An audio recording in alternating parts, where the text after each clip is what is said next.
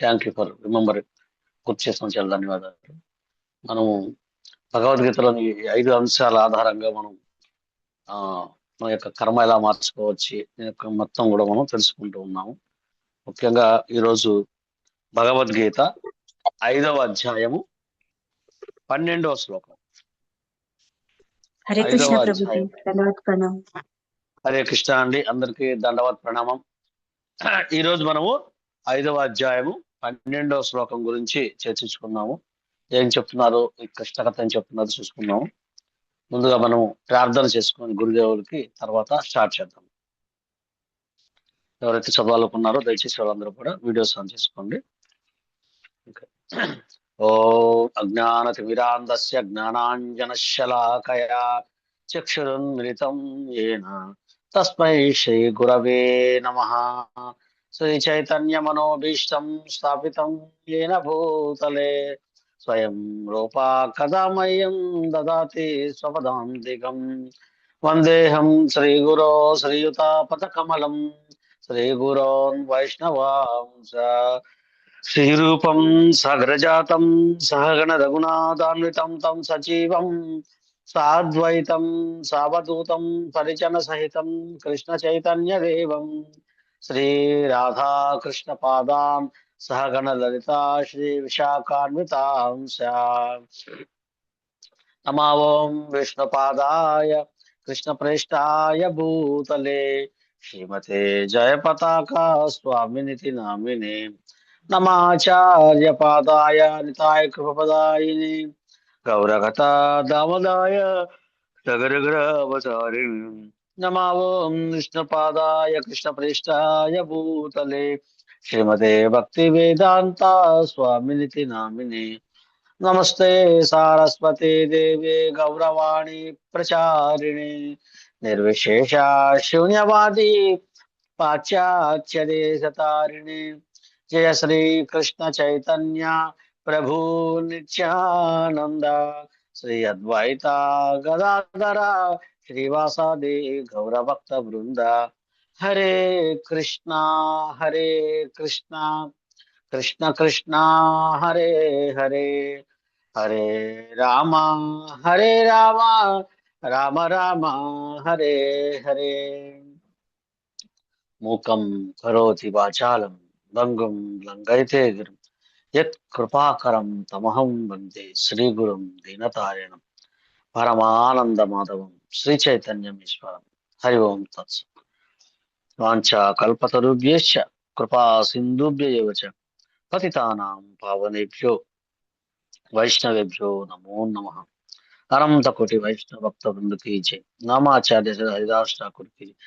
శీల ప్రపాత్ की जय. శీల గురుదేవ్ की जय. నిదాయ గౌర ప్రేమానందే హరి హరి హరి. హరే కృష్ణ అండి, అందరికీ దండవత్ ప్రణామం. ఈరోజు క్లాస్కి స్వాగతం సుస్వాగతం. ఈరోజు మనం శ్రీమద్ భగవద్గీత 5వ అధ్యాయము 12వ శ్లోకము చర్చించుకుందామండి. ఇక్కడ ఏం చెప్పారు స్వామి అని చెప్పేసి 12వ శ్లోకం. యుక్తః కర్మఫలం త్యక్త్వా శాంతిమాప్నోతి నైష్ఠికీం అయుక్తః కామకారేణ ఫలే ఆసక్తో నిబధ్యతే. యుక్తః కర్మఫలం త్యక్త్వా శాంతిమాప్నోతి నైష్ఠికీం అయుక్తః కామకారేణ ఫలే శక్తో నిబధ్యతే. యుక్తః భక్తియుక్త సేవలో నెలకొనినవాడు, కర్మఫలం సర్వ కర్మ ఫలములను త్యక్త్వా విడిచి, శాంతి పరిపూర్ణమైన శాంతిని, ఆప్నోతి పొందును, నైష్ఠికీం నిశ్చలమైన, అయుక్తః కృష్ణ చైతన్యంలో లేనివాడు. అయుక్తః అంటే కృష్ణ చైతన్యంలో లేనివాడు. కామకారేణ కర్మ ఫలములను అనుభవించుటచే, ఫలే ఫలములలో, సక్తః ఆసక్తుడై, నిబధ్యతే బద్ధుడగును. స్థిరమైన భక్తి కలిగిన వ్యక్తి సమస్త కర్మ ఫలములను నాకే సమర్పించడం ద్వారా నిర్మలమైన శాంతిని పొందును. అట్లు కాక భగవద్భావన లేనివాడును మరియు తన కర్మ ఫలముల పట్ల ఆసక్తి కలిగిన వాడును అయిన మానవుడు బద్ధుడగును. ఈరోజు శ్లోకం హ్యాండిల్ చేశారు కొంతమంది. Thank you. ఓకే, ఈరోజు ముఖ్యంగా స్వప్నలత మాతాజీ గారు శ్లోకాన్ని చదువుతారు ఒకసారి. హరే కృష్ణ ప్రభుజీ, దండవత్ ప్రణామ్. ధన్యవాదాలు. యుక్తః కర్మఫలం త్యక్త్వా శాంతిమాప్నోతి నైష్టికీం అయుక్తః కామకారేణ ఫలే సక్తో నిబధ్యతే. స్థిరమైన భక్తి కలిగిన వాడు సమస్త కర్మ ఫలాలను నాకే సమర్పించే కారణంగా నిర్మలమైన శాంతిని పొందుతాడు. కాగా భగవంతునితో జతకూడని వాడు తన శ్రమ ఫలం పట్ల లోభము కలిగిన వాడు అయిన వ్యక్తి బద్ధుడవుతాడు. Thank you Prabhuji. Hare Krishna. Okay, Payyavula Sattaiah Prabhuji కొంచెం చదువుతారు శ్లోకం. హరే కృష్ణ ప్రభుజీ, ధనోత్పరం ప్రభుజీ.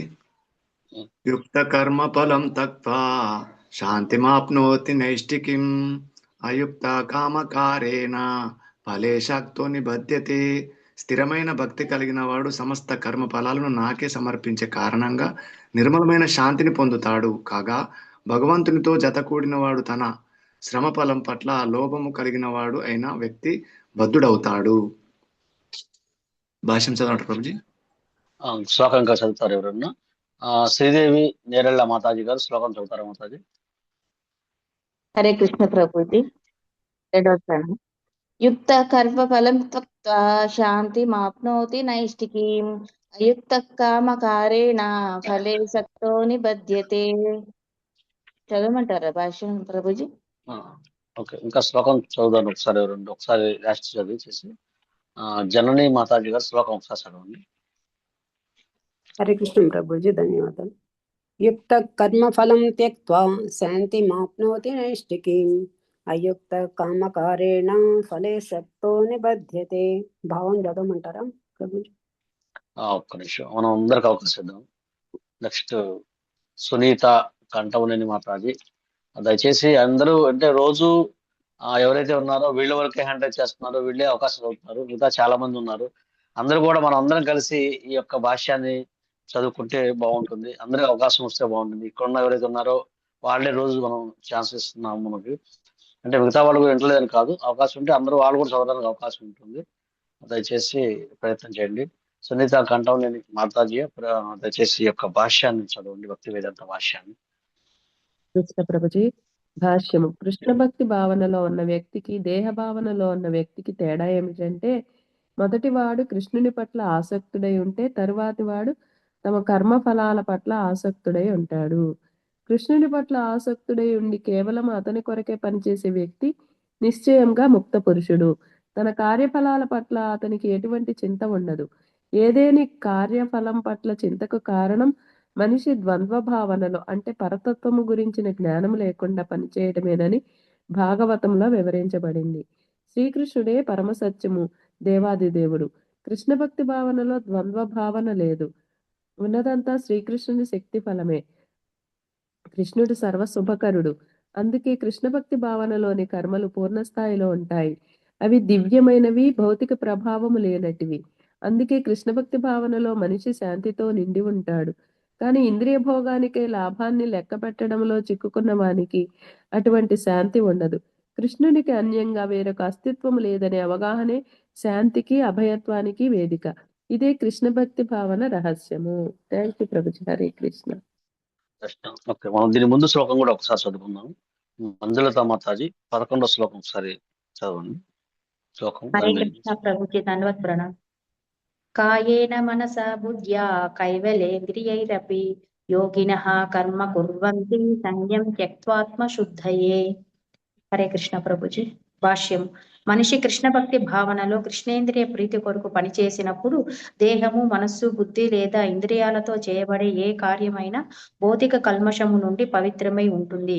కృష్ణ భక్తి భావనలో ఉన్న వ్యక్తి చేసే కర్మల నుండి ఎటువంటి భౌతిక కర్మ ఫలాలు కలగవు.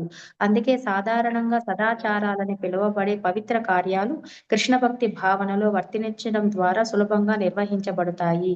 దీనిని శ్రీల రూప గోస్వామి తన భక్తి రసామృత సింధువులో 1.2.187 ఈ విధంగా వివరించారు.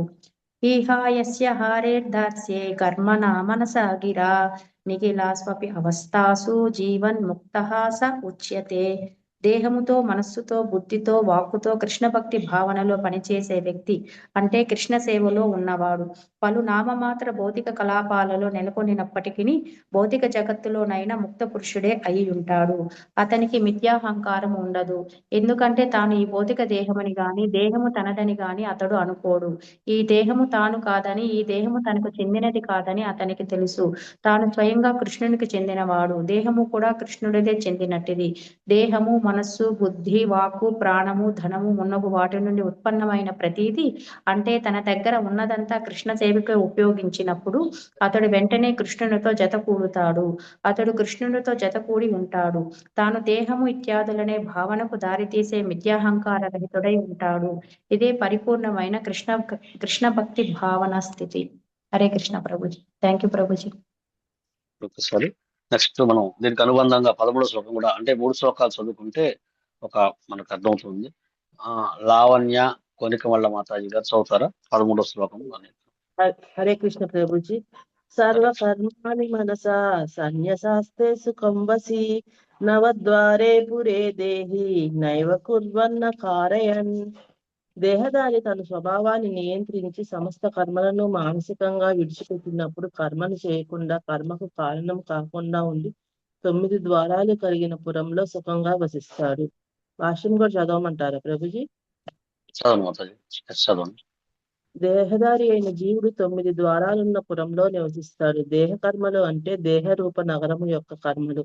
దాని ప్రత్యేక గుణాలను బట్టి అప్రయత్నంగా నిర్వహింపబడతాయి. ఆత్మ తాను దేహ స్థితులకు ఆధీనమై ఉన్నప్పటికీ కోరితే ఆ స్థితులకు అతీతం కాగలుగుతుంది. కేవలము తన ఉన్నత స్వభావ విస్మృతి కారణంగానే ఆది భౌతిక దేహంతో తాదాత్మ్యం చెందుతుంది. అందుకే అది దుఃఖాల పాలవుతుంది. కృష్ణ భక్తి భావన ద్వారా జీవుడు తన నిజమైన స్థితిని జాగృతం చేసుకొని ఆ విధంగా బంధనం నుండి బయటపడతాడు. అందుకే మనిషి కృష్ణ భక్తి భావనను చేపట్టినప్పుడు వెంటనే దేహ కలాపాల నుండి పూర్తిగా దూరం అవుతాడు. ఆలోచనలు పూర్తిగా మారిపోయిన అటువంటి నియంత్రిత జీవితంలో అతడు 9 ద్వారాల పురంలో సుఖంగా జీవిస్తాడు. ఆ 9 ద్వారాలు ఈ క్రింది విధంగా పేర్కొనబడినాయి.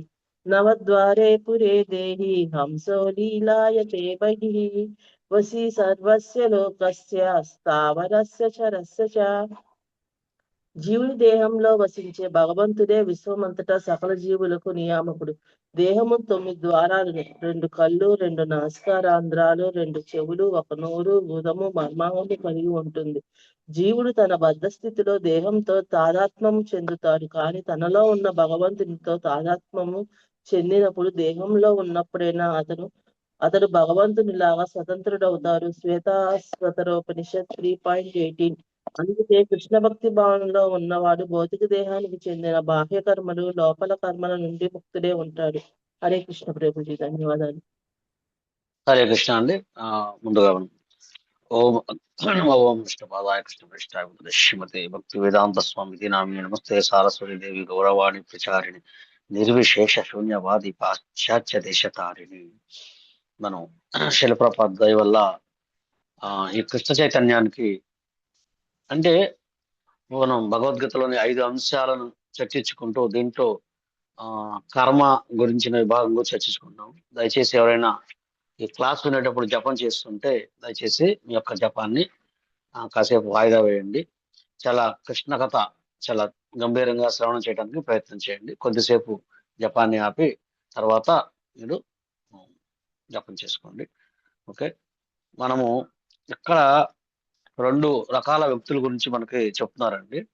ఒక వ్యక్తి ఏంటంటే యుక్త అయుక్త, అంటే చెప్పినట్టుగా స్థిరమైన భక్తి కలిగిన వ్యక్తి మరి సర్వకర్మల్ని, ఆ కర్మ ఫలాలని ఏదైతే నాకే సమర్పించడం వల్ల అని చెప్పాడు, నాకే స్వయంగా చెప్పాడు స్వామి, నాకే సమర్పించడం ద్వారా ఏం చేస్తారంట, నిర్మలమైన శాంతిని, ముందు ఫస్ట్ శాంతిని పొందుతారు అని చెప్తున్నాడు. అలా కాకుండా రెండు రకాల వ్యక్తులు, ఎవరైతే ఒక వ్యక్తి భగవద్భావన లేని వ్యక్తి కానీ, లేదా తన కర్మఫలాల పట్ల తానే ఆసక్తి కలిగిన వ్యక్తి కానీ మానవుడు బద్ధుడగును అనే విషయాన్ని ఇక్కడ మనకి చెప్తున్నారు. దీనికి ఒక చిన్న ఉదాహరణ చెప్తూ, ఒకసారి నారద మునుల వారు వైకుంఠ ధామానికి వెళ్తూ ఆయన లోకయాత్ర చేస్తున్నారు. ఆ లోకయాత్ర చేస్తున్నప్పుడు ఆ లోకయాత్ర చేస్తున్నప్పుడు ఏం చేశారంటే, అక్కడ ఒక వ్యక్తి చాలా కఠోరమైన తపస్సు చేస్తున్నాడు, చాలా తీవ్రమైన కఠోర తపస్సు చేస్తున్నాడు. ఈ తపస్సు చేస్తే ఆ ఆయన అన్నాడు, అయ్యా నారద ద్వారా నేను ఎప్పుడు భగవద్ధామం వస్తాను, ఇంకా ఎంత సమయం ఉంది నాకు అని చెప్పేసి వారిని అడిగారు. ఇంకొక వ్యక్తి ఏం చేస్తున్నాడు, ఒక చెట్టు కింద కూర్చున్నాడు, చాలా సరదాగా భగవంతుని నామం చేస్తున్నాడు, భగవంతుని కీర్తన చేస్తున్నాడు, భగవంతుని యొక్క నృత్యం చేస్తున్నాడు, చాలా ఆనందంగా ఉన్నాడు అనమాట. ఇద్దరు ఆధ్యాత్మిక సాధనలోనే ఉన్నారు. అయిన తర్వాత నేను వైకుంఠానికి వెళ్తున్నాను, మళ్ళీ వచ్చినప్పుడు మీకు చెప్తానని చెప్పారనమాట. స్వామిని కనుక్కొని చెప్తానని చెప్పారనమాట. సరే, వారు తిరిగి వచ్చారు. వచ్చిన తర్వాత మరి మొదటి వ్యక్తికి చెప్పారు, నీకు ఇంకా 10 జన్మలు ఎత్తాల్సి ఉంది, నువ్వు 10 జన్మల తర్వాత వెళ్తావు అని చెప్పారు. అయితే రెండో వ్యక్తికి చెప్పారు, నీకు ఈ చెట్టు మీద ఎన్ని ఆకులు ఉన్నాయో అన్ని జన్మలు ఎత్తాలి అని చెప్పారు. ఇప్పుడు రెండిట్లో ఏది కఠినం అండి? లక్ష్మీ శ్రీనివాస్ మాతాజీ, ఈ రెండు సమాధానాలు. ఆకులు కఠినం. చెట్టు మీద ఆకులు కఠినం. అయితే ఒక్క నిమిషం.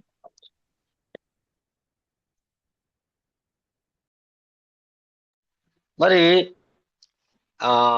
నిజంగానికి ఏదైతే ఆ తపస్సు చేసుకుంటాడో ముని, ఆయనకి చాలా కష్టం వచ్చి కోపం వచ్చింది. అరే, నేను అన్ని కఠినంగా అన్ని చేసి తపస్సు చేస్తున్నాను, నేను అన్ని నిగ్రహించుకున్నాను, ఇంకా నాకు 10 జన్మ పట్టిద్దా, ఇంకా 10 జన్మలు పట్టిద్దా అని చెప్పేసి ఆయన కన్నీరు కాలుస్తున్నాడు అనమాట.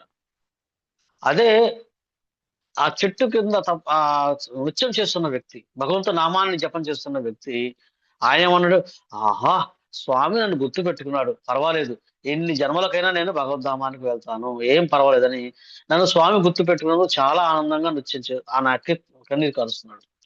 మొదటి వ్యక్తి ఏమిటి, తన తపస్సు చేస్తున్న, ఆయన కఠినమైన తపస్సు చేస్తున్నప్పటికీ తన కర్మఫలం పట్ల ఆసక్తి కలిగి ఉన్నాడు. రెండో వ్యక్తి కర్మఫలం పట్ల ఆసక్తి లేదు. ఎప్పుడైతే ఆ మాట చెప్పాడో, వైకుంఠ ధామం నుంచి ఆయన ప్రత్యేకమైన విమానం వచ్చింది. ఎవరైతే ఆ భగవన్నామం నృత్యం చేస్తున్నాడో ఆయన వెంటనే భగవద్ధామానికి వెళ్ళిపోయాడు అనమాట. అంటే ఏంటి, ఇంకా రెండు జరిగిన విషయాలు ఏంటంటే, మన కర్మఫలం పట్ల మనం ఆసక్తి చూపించకూడదు. మనం భగవంతునికే సమస్త కర్మల్ని అర్పించాలి, అదే అకర్మ అవుతుంది. అందుకని భాష్యం చెప్పారు, కృష్ణ చైతన్యవంతునికి మరియు దేహాత్మ బుద్ధి కలిగిన వ్యక్తి నడుమ భేదం ఏంటంటే, మొదటి వ్యక్తి శ్రీకృష్ణుని పట్ల ఆసక్తుడై ఉండగా రెండవ వ్యక్తి తన కర్మఫలముల్లో ఆసక్తుడై ఉండును. ఇప్పుడు మనం చెప్పుకున్న వ్యక్తుల్లో ఆ తపస్సు చేసే, అంటే కఠినమైన నియమాలు పాటిస్తూ తీవ్రమైన సాధన చేసే వ్యక్తి నేను ఏదో వస్తుంది అని ఆసక్తి కలిగి ఉన్నాడు.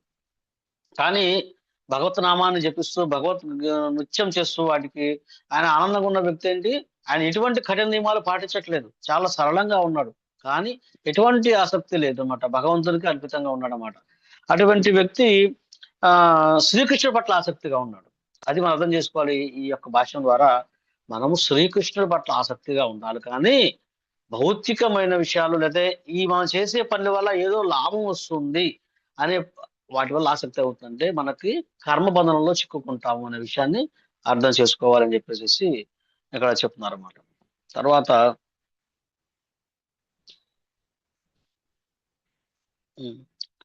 ఇది ఈ సకామ కర్మ ఏదైతే ఉందో అయుక్త కర్మ ఏమవుతుందంటే, మనం చెప్పుకున్నాం, కర్మ, అకర్మ, వికర్మ ఈ విధాలు చెప్పుకున్నాం. ఈ ఫలితాన్ని ఆశించి చేసే ఈ పని ఏమవుతుందంటే ఇది కర్మబంధానికి దారితీస్తుంది.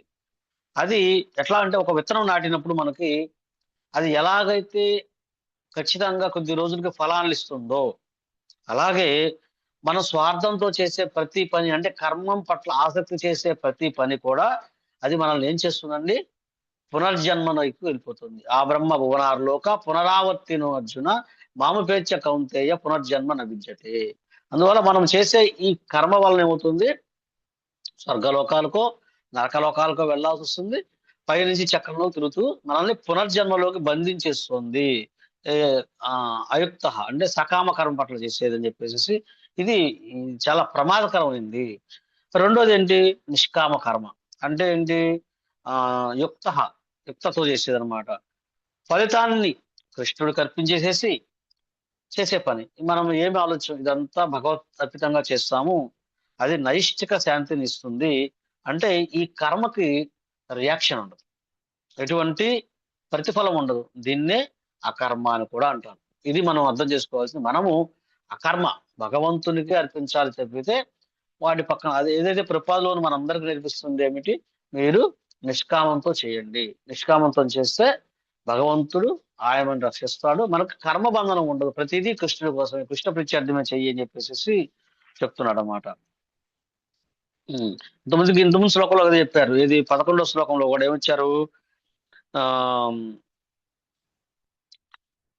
ఎవరైనా శ్రీకృష్ణుని కొరకు ఇంద్రియ ప్రీతి కొరకు కృష్ణ చైతన్యంలో కర్మ చేసినప్పుడు దేహము మనస్సు బుద్ధి లేదా ఇంద్రియాలతో చేయబడు ఏ కర్మ అయినను భౌతిక కాలుష్యం నుండి పవిత్రమై ఉండును. అనగా కృష్ణ చైతన్యవంతుడు చేయు కర్మలకు ఎటువంటి భౌతిక కర్మ ఫలాలు ఉండవు. అది వాటినే సదాచారాలు అంటూ కూడా రూపగోస్వామి ప్రపాదుల వారు మాట చెప్పారు. ఇహాయస్య హరేర్దాసే కర్మణా మనసాగిర నిఖిలా స్వప్నావస్థసు జీవన్మత్త సౌచ్యతే. ఏ విధంగా అతను తన యొక్క వాక్కు ద్వారా కానీ కర్మ ద్వారా కానీ తన యొక్క అన్ని ద్వారా ఏదైతే ఉన్నాయో దేహం మనసు ఇటువంటి వాటితో చేసినప్పటికి కూడాను, కర్మలో ఉన్నప్పటికీ కూడా అతను భౌతిక జగత్తులో ముక్త పురుషుడే అవుతాడు అని చెప్పేసి కూడా మనకి చెప్తున్నాడు అనమాట. తర్వాత మనం ఈ కర్మఫలం పట్ల ఆసక్తుడైన ఇంకొక 2 విషయాలు మనం చూసుకుందాము ఒకసారి. తర్వాత ఇక్కడ ఏమంటున్నారు భాష్యంలో, ఇంకా శ్రీకృష్ణుని పట్ల ఆసక్తుడే కేవలం అతని కొరకు కర్మలు ఆచరించేవాడు నిశ్చయంగా ముక్త పురుషుడి వాడు. అటువంటి వాడు తన కర్మఫలం పట్ల ఎట్టి ఆసక్తిని కలిగి ఉండడు. ఇక్కడ ఆసక్తి గురించి మనం ఒక మాట చెప్పుకుందామండి. ఇది చాలా సార్లు మనం చర్చించుకున్న కథే, చాలా అందరికి తెలిసిన కథే.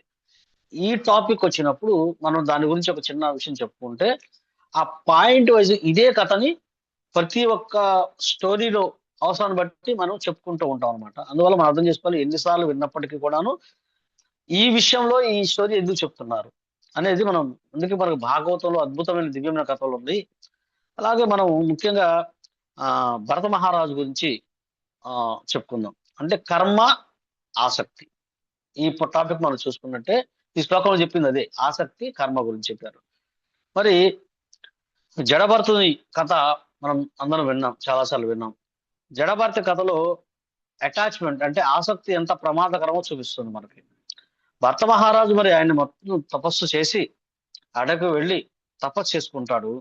కానీ ఒక చిన్న జింక పిల్ల వల్ల చూపించిన ఆసక్తి ఏదైతే ఉందో ఆ ఆసక్తి అది మంచి ఇంకా ప్రేరణతోటి ఏం చేశాడంటే చనిపోయేటప్పుడు కూడా దాని మీదే తన యొక్క ఆలోచనని ఉండడం వల్ల అతను ఆ ఆసక్తి వల్ల ఏమైంది, అతను మరి ఎన్నో పుణ్యకార్యాలు చేసినప్పటికి కూడా ఒక వస్తువు పట్ల లేదా దాని పట్ల ఉన్న ఆసక్తి కారణంగా దానికి ఏమైంది, ఇంకొక జన్మ ఎత్తాల్సి వచ్చింది. అందుకే ఇక్కడ చెప్పారు 5వ అధ్యాయం 12వ శ్లోకం మనం చదువుకున్న శ్లోకంలో సక్తో నిబధ్యతే అంటే ఫలే సక్తో నిబధ్యతే అంటే ఏంటి, ఆసక్తి వల్ల మనం బందీ అవుతాము అనేది సరైన ఉదాహరణ.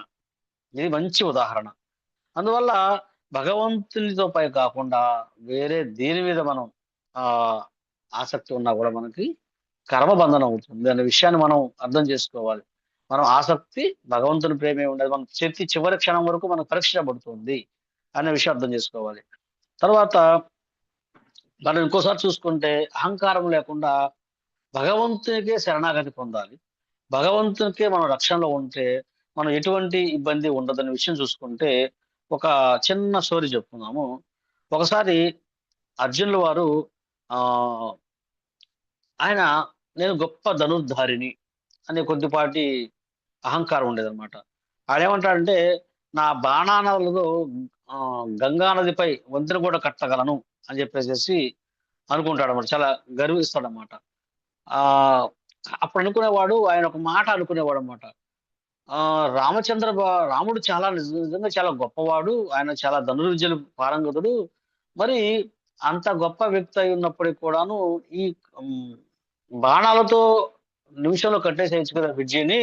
అదే నేను కనుక ఆ ప్రదేశంలో ఉన్నట్టు నేను బ్రిడ్జి కట్టేసేసి లంకకి వెళ్ళిపోయేవాడిని అని చెప్పేసి ఆయన కొద్దిగా ఆ ధనుర్విద్య పట్ల ఉన్న కొద్దిగా అహంకారంతో అని అనుకుంటాడు అనమాట. అప్పుడు భగవంతుడు వెంటనే ఏం చేస్తాడు, ఇతని యొక్క భగవంతుడికి ఏదైనా పర్వాలేదు కానీ అహంకారం అనేది అస్సలు ఇష్టం ఉండదు అనమాట. అందుకని ఏం చేశారు, వెంటనే ఆ సమయానికి అక్కడ హనుమంతుల వారిని పంపిస్తారనమాట.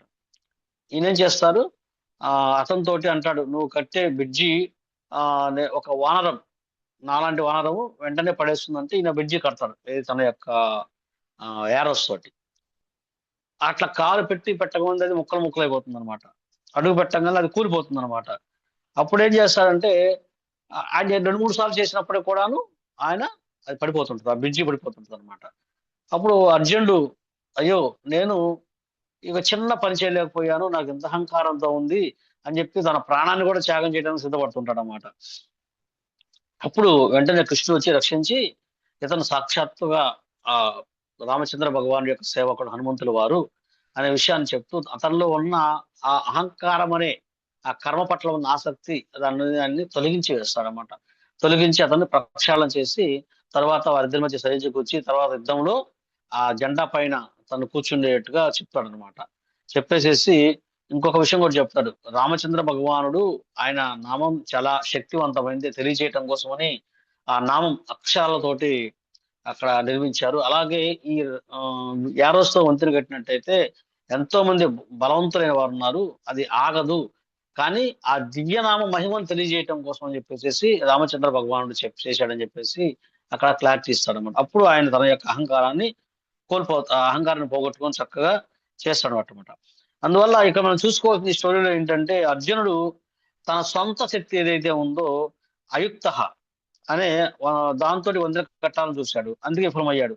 కానీ యుద్ధంలో మరి ఇదే అర్జునుడు యుద్ధంలో యుక్త అంటే ఏంటి, భగవంతుని కొరకు భగవంతుని నిర్దేశం మేరకు ఎప్పుడైతే అప్పుడు ఆయన బాణాలు వేశాడో ఆయన విజయం సాధించాడు. అందువల్ల మనం అర్థం చేసుకోవాలి, కర్మ చేసేటప్పుడు నేను చేస్తున్నాను అనే గనక అహంకారం గనక మనకు ఉంటే అది మనకు బంధనమే అవుతుంది. అందువల్ల మనము భగవంతుని యొక్క నేను పనిముట్టుని అని మనం అర్థం చేసుకున్నట్టయితే గనక అప్పుడు మనకి నైష్టిక శాంతి, ఇక్కడ ఏదైతే చెప్పారో యుక్త కర్మఫలం చెప్త శాంతి మాప్నోతి నైష్టికం, స్థిరమైన భక్తి కలిగిన వ్యక్తి సమస్త కర్మలను నాకే అర్పించడం ద్వారా నిర్మలమైన శాంతిని పొందగలడు. అది మనం చేయవలసింది.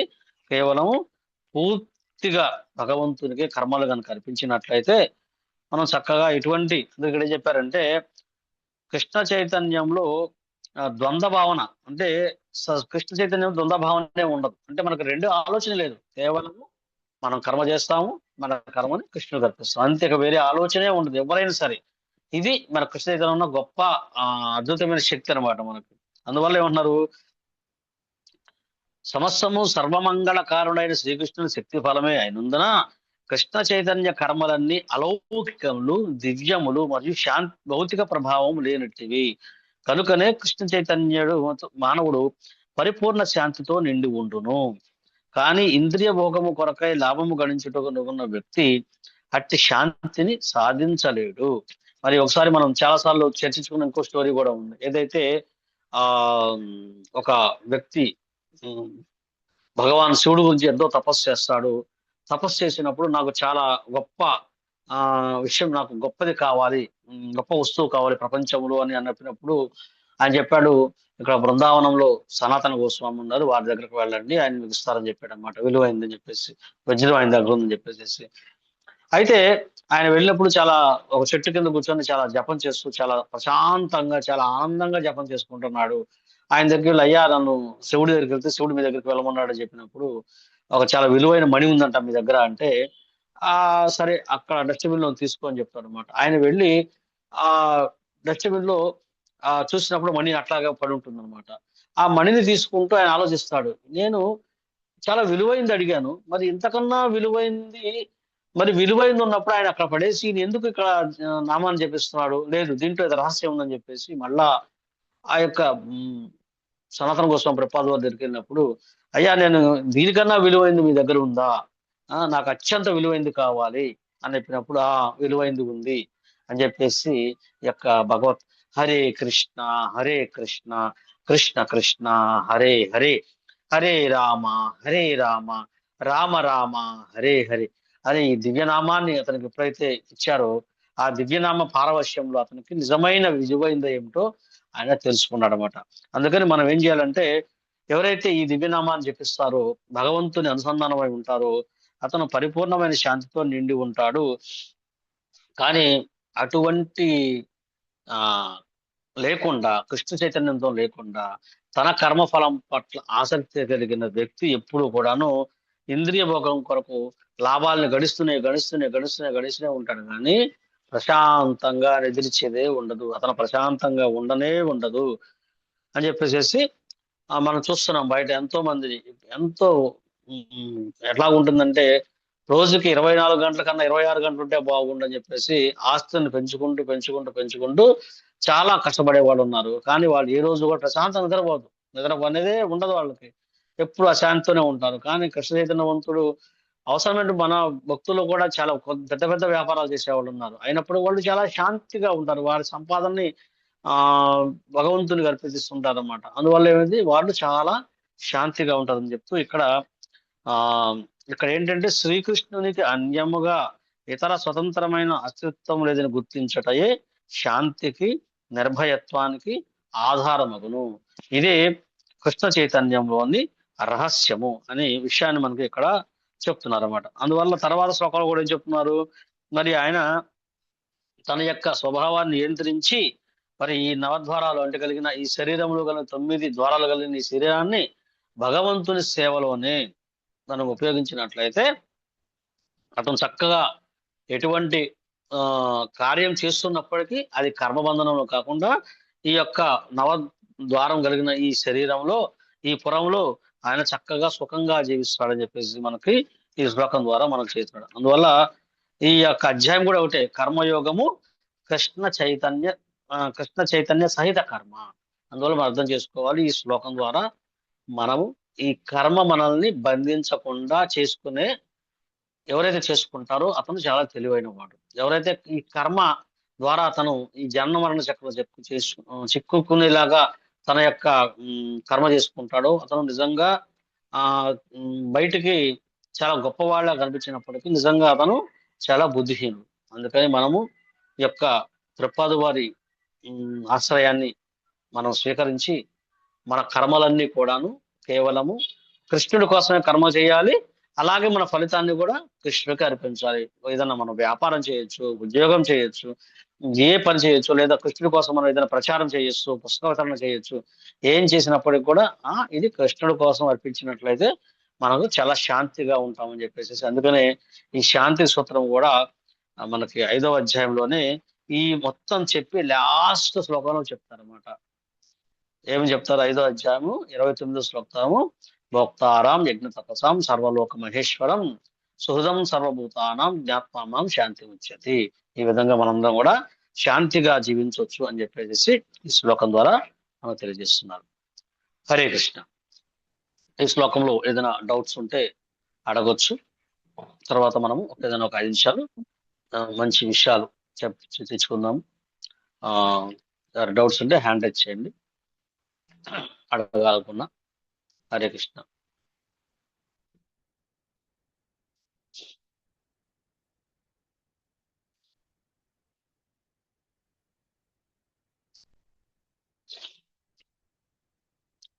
ఓకే, ఎవరికి డౌట్స్ ఏం లేవా మాతాజీ?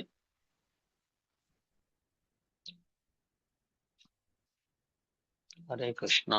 నా మాట పడుతుందండి అందరికి? హరే కృష్ణ ప్రభుజీ, హరే కృష్ణ దండవత్ ప్రభు. ప్రణామాలు. హరే ఓకే, కృష్ణ ప్రభు, అందరికి దండవత్ ప్రణామం. ఓకే అండి. అందరి ప్రణామం. హరే కృష్ణ ప్రభుజీ, దండాలు ప్రణామ్ ప్రభుజీ. హరే కృష్ణ ప్రణాం ప్రభుజీ. హరే మనము కృష్ణ ప్రభుజీ, దండ ప్రణాం. హరే కృష్ణ దండప్రణాం ప్రభుజీ, మాతాజీ. దండత్న ప్రభుజీ. హరే కృష్ణ. హరే హరే కృష్ణ కృష్ణ ప్రభుజీ. దండప్రణాం.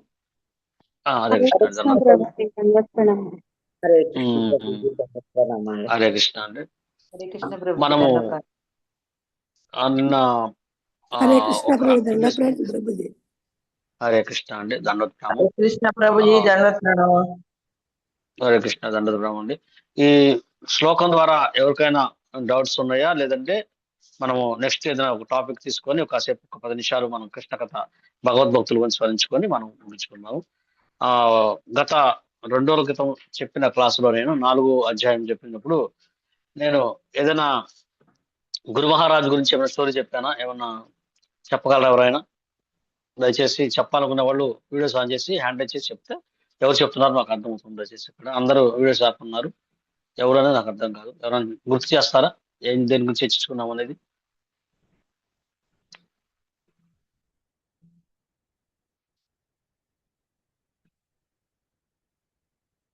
ప్రభుజీ హరే కృష్ణ ప్రభుజీ. గురు మహారాజు గారు, జయపతాక స్వామి గురు మహారాజు గారు అలా ఎన్ని ఆరోగ్య సమస్యలు ఉన్నా కూడా తన భక్తిని మాత్రం విడిచిపెట్టకుండా ప్రచారం చేస్తూనే ఉన్నారని చెప్పి ఆ విషయం గురించి చెప్పారు ప్రభుజీ. హరే కృష్ణ.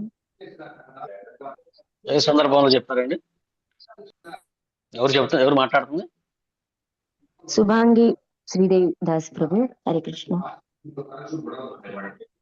సరే, ఈ సందర్భంలో ఎక్కడ చెప్పారనేది కొంచెం చెప్పగలరా ఏమన్నా? అంటే మనం ఒకసారి వల్ల ఎవరైతే వినలేదో వాళ్ళకి రికాప్ చేసుకుంటూ ఒక చిన్న విషయం ఏం లేదు.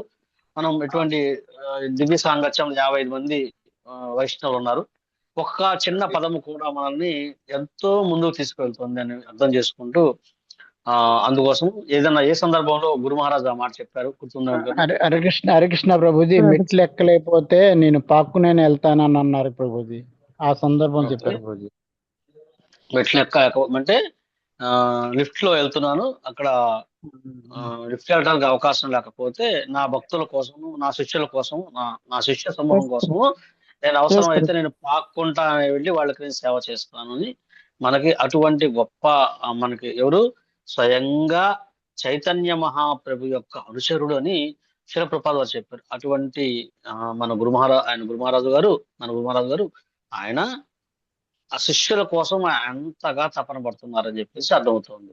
అందువల్ల మనం మరి అటువంటి ఇంకొక చక్కని ఇంకొక విషయాన్ని ఎవరు తెలుసుకోవాలని ఆసక్తి ఉన్నారా? 5 కుండలు ఉంటాయి. చెప్పండి ప్రభుజీ, వింటాం. ప్రభుజీ ఒక కుండల నీళ్ళు 5 కుండలో పోయగలం కానీ 5 కుండలు వచ్చి ఒక కుండ నింపలేరని చెప్తుంది. అవును మాతాజీ, చెప్పాము. హరికృష్ణ ప్రభు, అనుచరులు అంటే ఏ విధంగా ప్రభు? అంటే పూర్వజన్మలో ఆయన కృష్ణుడి దగ్గర ఏ విధంగా ఉన్నారు అనుచరులు కానీ కొద్దిగా తెలుసుకోవాలన్నది ప్రభు. అంటే చైతన్య మహాప్రభు యొక్క అనుచరుడు స్వయంగా మన కోసం వచ్చి నాకు సేవ చేయడానికి వచ్చారని చెప్పారు. అంటే శిలప్రపాద్ వారు ఏం చెప్పారంటే, ఒక సందర్భంలో గురు మహారాజు ఇక్కడికి వచ్చినప్పుడు వారికి పాస్పోర్ట్ అంటే భారతదేశపు యొక్క వీసా అంటే పర్మనెంట్ గా ఉండటం కోసం చెప్పేసి వారికి అవకాశం ఇచ్చినప్పుడు వీరందరూ కూడా అక్కడ లోకల్ ఉన్న వాళ్ళందరూ కూడా అతనికి ఎటువంటి ఇబ్బంది లేదు అనుమతి ఇవ్వాల్సి ఉంది. దాదాపు బెంగాల్ నుంచి కొన్ని వందల మంది వాళ్ళు సంతకాలు చేసి గవర్నమెంట్ ఆఫ్ ఇండియాకి వాళ్ళు లెటర్ పెట్టారు.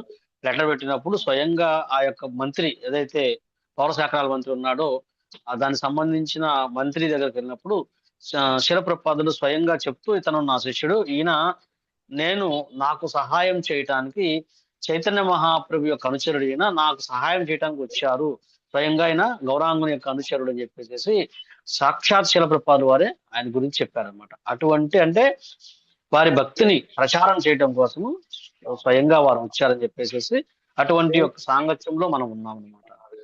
అది దాని గురించి చెప్పేస్తున్నాను. హరి బోల్ ప్రభు. హరే కృష్ణ.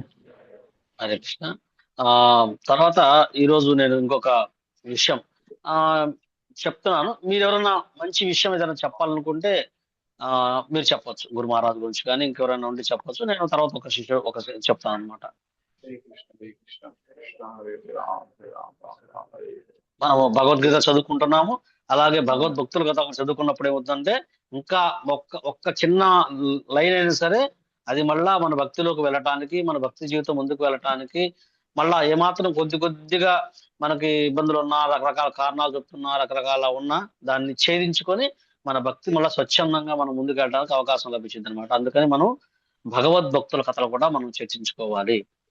ఎవరైనా చెప్తానన్న వాళ్ళు హ్యాండ్ రైజ్ చేయొచ్చు, లేదా నేను చెప్తాను ఏదన్నా. హరే కృష్ణ ప్రభుజీ. ప్రభుజీ చెప్పారు కాదు ప్రభుజీ. ఇప్పుడు శ్రీల ప్రభుపాద తర్వాత గురు మహారాజ్ గారు ప్రభుజీ. గురు మహారాజ్ అంటే ఇప్పుడు నెక్స్ట్ ఎవరు ప్రభుజీ? అందరూ మ్యూట్ చేసుకోండి. ఎవరు చెప్పని చేస్తున్నట్టు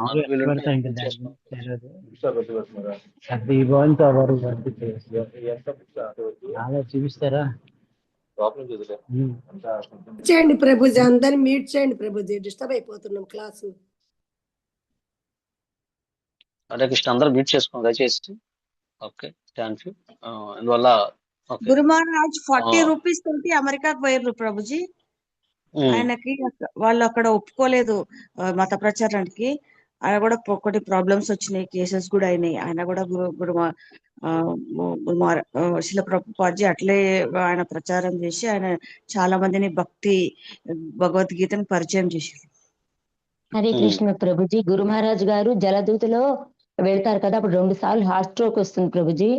అసలు అలా 2 సార్లు హార్ట్ స్ట్రోక్ వచ్చినా కూడా ఏ మాత్రం ధైర్యాన్ని విడిచిపెట్టకుండా ఆయన న్యూయార్క్ అక్కడికి వెళ్ళేసి ప్రచారం చేయటము, దానిలో ఎన్నో అవకతవకలు, ఎన్నో ఆటంకాలు, ఎన్నో ఇబ్బందులు వచ్చినా కూడా స్వామి నువ్వు మహారాజును నన్ను ఏ నిమిత్తంగా ఇక్కడ పంపించావో సో నేను ఖచ్చితంగా అది నేను స్వీకరించి చేయాల్సిందని ఎంతో పట్టుదలతో తను గురువుకి ఇచ్చిన మాట కోసం తను పడ్డ కష్టాలు కానీ నిజంగా చెప్తే కూడా మనం తట్టుకోలేం ప్రభుజీ. అన్ని పడ్డారు, అయినప్పటికీ కూడా ఆయన అంత విజయవంతంగా తను ఈ కృష్ణ చైతన్యాన్ని స్థాపించగలిగారంటే అది కేవలం మానవ మాత్రుల వల్ల అయితే మాత్రం సాధ్యం కాదని మాత్రం మాకు అర్థమైంది ప్రభుజీ. Thank you Prabhuji. హరే కృష్ణ. హరే కృష్ణ ప్రభుజీ. ఇంకోటి అన్నారు వారు మన ఆచార్యులండి. మనము గురు మహారాజు ఎవరు? హరే కృష్ణ, ఒక్క నిమిషం. గురు మహారాజు అని ఎవరన్నారంటే మనం ఎవరైతే ఆధ్యాత్మిక దీక్ష తీసుకుంటున్నామో వారిని మనం గురు మహారాజు అంటాము. వారు మనందరికి ఆచార్యుడు, భక్తి వేదాంత ఆచార్యుడు. కాబట్టి ఆయన మన ఆచార్యుడు, ఆచార్య ప్రపాదం అని చెప్పొచ్చు అనమాట. ఎందుకంటే మనం ప్రపాద దగ్గర నుంచి మనం దీక్ష తీసుకోలేదు. ప్రపాద వారు మన శిక్షకుడు, ప్రథమ శిక్షాగురు మనకి. అందువల్ల మనం ప్రజెంట్ ఎప్పుడైతే మన సిచ్యువేషన్ మనకు ఎవరైతే ప్రపాదులు వారి తర్వాత ఎవరికైతే వారు అందిస్తున్నారో ఇప్పుడు వారి యొక్క శిష్యులందరూ కూడా మహారాజులు. అంటే వారు ఒక్కొక్కరికి అక్కడ ఏంటంటే వారు అందరికి ఒక్కొక్క వ్యక్తి దగ్గర ఒక్కొక్కరు మనం దీక్ష తీసుకున్నాం కాబట్టి వాళ్ళని మనం గురు మహారాజులు అంటాము. లేదంటే మనము వేరే మహారాజును సంబోధించవచ్చు. శిల ప్రభుపాదుల వారిని అత్యంత గౌరవంగా ఆయన వైష్ణవ మన అందరికి ఆచార్యుడు, ఆయన ఆచార్యులు మనం చెప్పుకోవచ్చు. ఆచార్యులు అన్నమాట అందరికి కూడా. అది ప్రథమ శిక్షాగురు మన అందరికి కూడా ఆయన ప్రథమ శిక్షాగురు. అందరికి ప్రతి ఒక్కరికి మన గురు మహారాజుతో సహా అందరికి ఆయన ఇస్కాన్ లో వచ్చే 10,000 సంవత్సరాల వరకు కూడాను ఆయనే మనందరికి ప్రథమ శిక్షా గురువు. ఆయన డైమండ్ వాచ్ ఆయన భక్తునికి ఇచ్చేసిండు ఆయన. ఇంకోటి అన్నారు ప్రభుజీ ప్రపదల వారు ఆచార్యులు, నేను నీ సేవకుడిగా వచ్చాను, ఈ నాతోటి నువ్వు ఏమి చేయించాలనుకున్నావో ఆ విధమైన సేవ చేయించు నాతోటి అనేసి అని చెప్పాను అన్నారు. తర్వాత ఈ భాగవతం మీద అంతా రాయడం నేను రాయడం లేదు, కృష్ణ రాయిస్తున్నారు నాతోటి, కృష్ణ పరమాత్మ రాయిస్తున్నారు నాతోటి అని చెప్పని అన్నారు ప్రభుజీ. హరే కృష్ణ ప్రభుజీ. హరే కృష్ణ ప్రభుజీ. ఇంకొక విషయం ప్రభుజీ, ప్రభుజీ గురు మహారాజు కూడా చిన్నప్పటి నుంచి కూడా అంటే వారికి ఒక అసంతృప్తి ఉండేది ప్రభుజీ. ఏంటి అసలు నేను ఎవరు, ఎక్కడి నుంచి వచ్చాను అని ఆయనకు తెలుసుకోవాలని చాలా జిజ్ఞాస ఉండింది ప్రభుజీ. సో దాని గురించి ఆయన చాలా మందిని కలుసుకున్నారు, కానీ వారికి ఎక్కడ కూడా తృప్తికరమైనటువంటి ఆ సమాధానం వారికి దొరకలేదు ప్రభుజీ.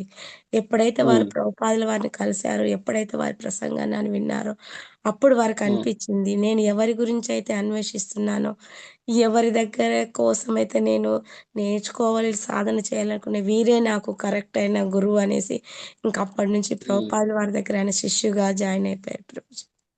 హరే కృష్ణ ఓకే అండి. ప్రభుజీ. ఒకసారి ప్రభుపాదుల వారు కలువ పూలు ఇచ్చారు ప్రభుజీ. శిష్యులకి కలువ పూలు ఇచ్చి వాటితోటి కృష్ణుడికి ఆ స్వామికి అర్పించమని చెప్పారు.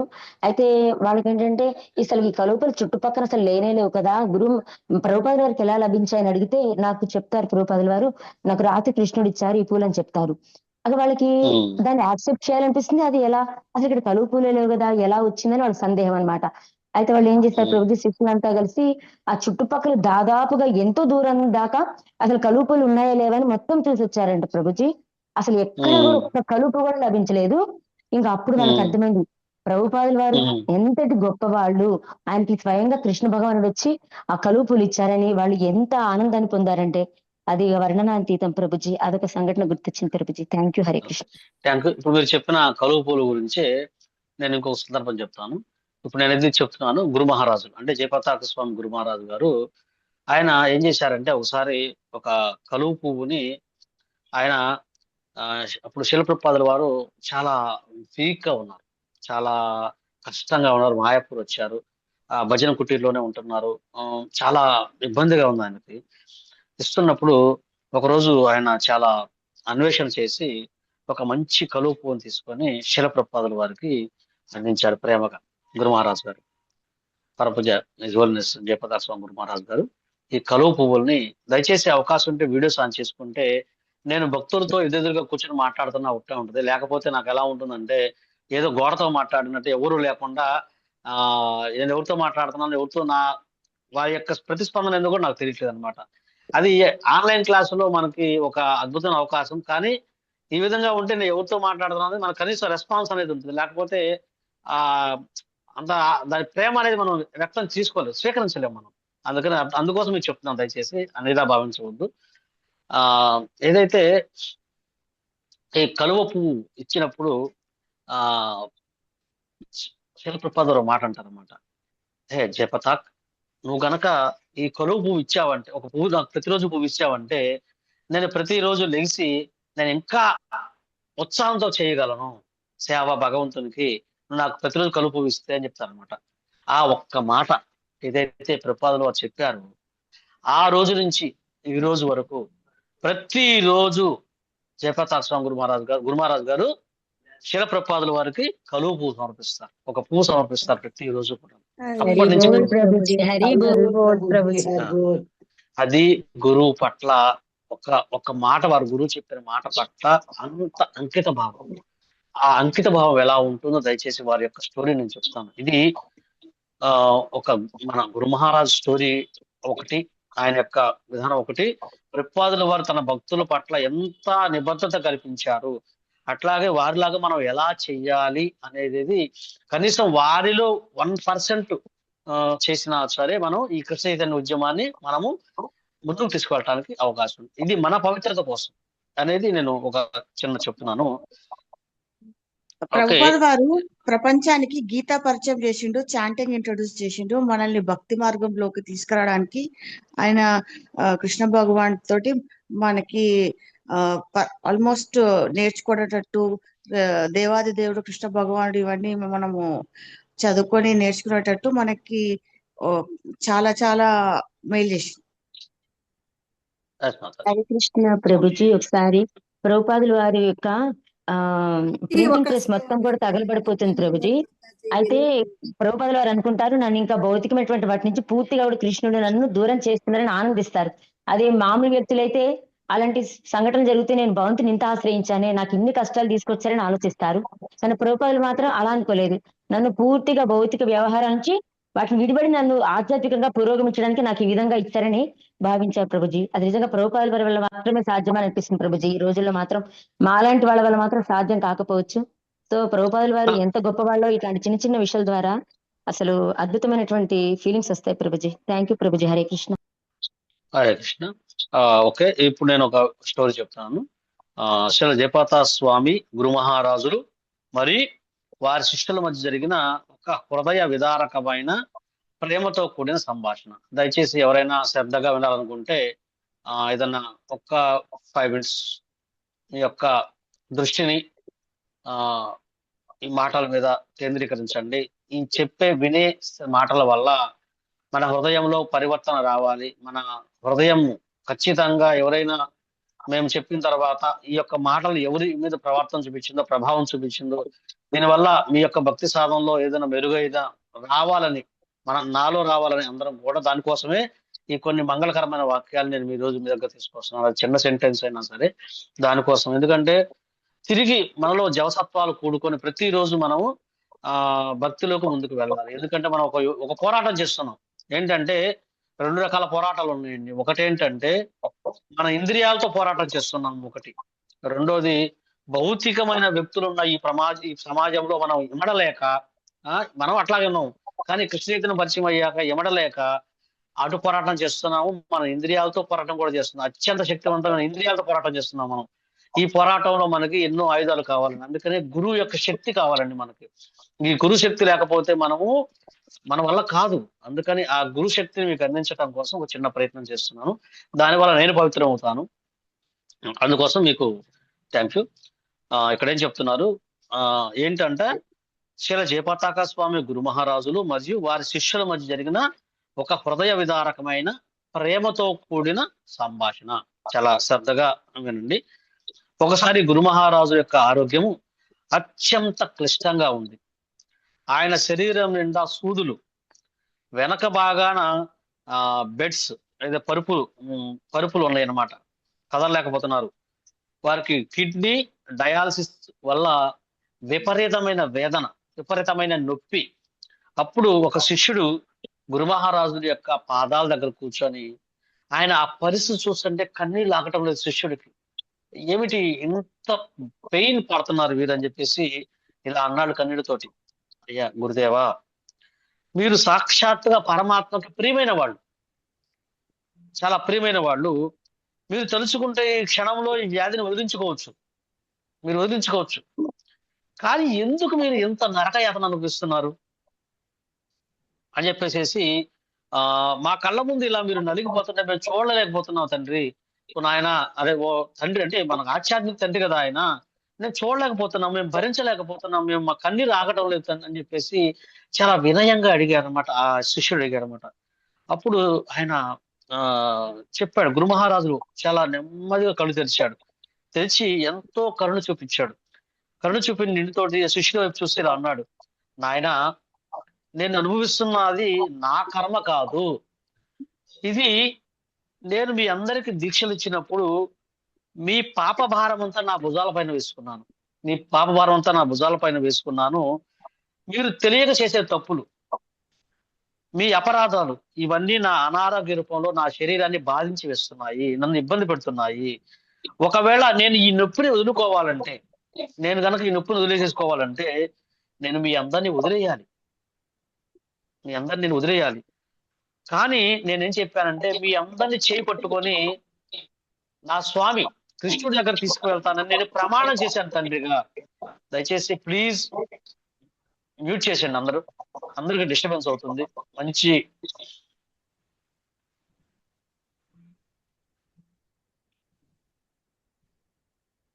Thank you.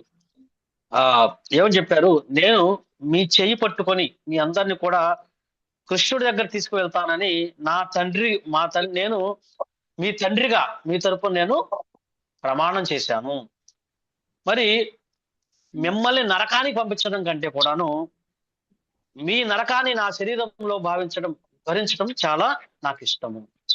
అంటే మిమ్మల్ని వదిలేసేసి మిమ్మల్ని నరకానికి పంపించడం కన్నా కూడాను మీ యొక్క ఏదైతే మీరు నరకం పడుతున్నారో నేను ఈ శరీరం ద్వారా నేను ఆ నరకాన్ని అనుభవిస్తున్నాను అని చెప్పేసి ఆయన చెప్పారనమాట. ఆ మాటలు ఎప్పుడైతే చెప్పాడు ఆ శిష్యుడు వెక్కి ఏడ్చాడనమాట. కన్నీళ్లు వరదలా కారిపోయి గురు మహారాజు పాదాలు కడిగేశాడనమాట ఆయన.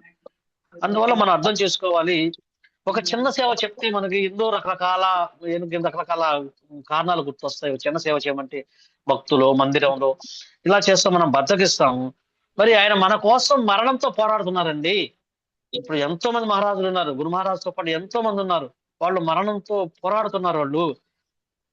మరి ఆయన చేస్తున్న శరీరంలో ప్రతి రంధ్రము, ప్రతి కుట్టు మన భక్తి కోసం ఆయన చేస్తున్న త్యాగానికి నిదర్శనము.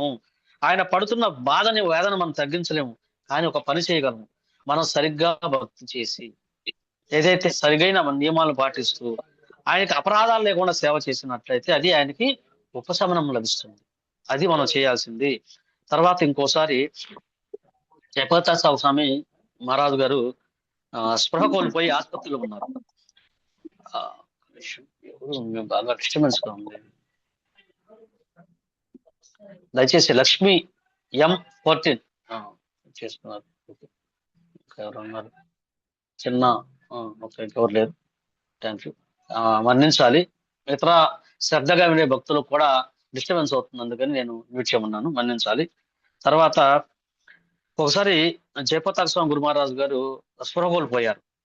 ఆసుపత్రిలో ఉన్నప్పుడు డాక్టర్లు ఆయనకు ప్రాణం పోతుందని భావించారు. ఆయన నోటి నుంచి అస్పష్టంగా ఒక మాట వచ్చింది, ప్రభుపాద్ ప్రభుపాద ప్రభుపాద అని. ఆయన స్పృహలోకి వచ్చిన తర్వాత ఆయన తన గురించి అడగలేదు. ఆయన ఒకటి అంటున్నారు, ఒకటే మాట చెప్పారు, నేను చనిపోతే నా శిష్యులకు ఎవరు దిక్కు అని కూడా ఆయన అడగలేదు. ఆయన అడిగింది ఒకటే, నేను నా శిష్యులు దిక్కు అని కూడా అడగలేదు. ఆయన ఏమన్నారంటే, అయ్యో ప్రభుపాదుల వారు నాకు ఇచ్చిన మాయా పనులు ఆగకూడదు. నేను చనిపోయినా సరే, వినండి, నేను చనిపోయిన తర్వాత నా శరీరాన్ని మాయాపూర్ పునాదుల్లో పాతి పెట్టండి.